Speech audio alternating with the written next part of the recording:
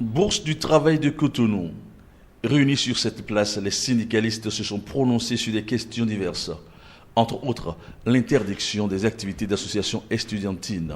On veut systématiquement mettre en quarantaine tous ceux qui désavouent.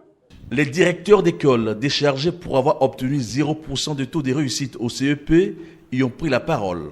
Ils déchargent des directeurs d'école pour n'avoir pas donné de bons résultats. Le CEP ne se prépare pas au CM2. La question des déguerpissements est aussi revenue sur tapis.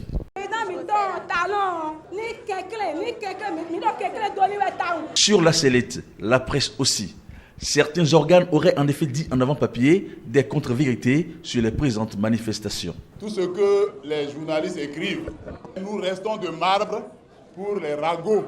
Ce qu'on raconte pour dire il y a des mains visibles, il y a ceci, il y a cela, un faux combat. La haute autorité de l'audiovisuel et de la communication, elle non plus, n'est pas ménagée pour avoir suspendu, ne serait-ce que provisoirement, certaines chaînes audiovisuelles. C'est des journaux, c'est des télévisions, c'est des radios qui disent la vérité.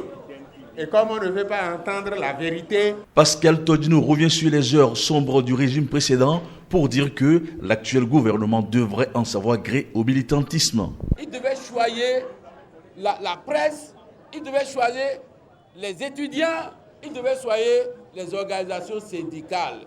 Les licenciements au ministère de l'Agriculture, la liquidation annoncée de la Sonapra et la mise en affermage de certains hôpitaux. Voilà autant de questions sur lesquelles les manifestants se sont prononcés. Une marche est annoncée pour la semaine prochaine.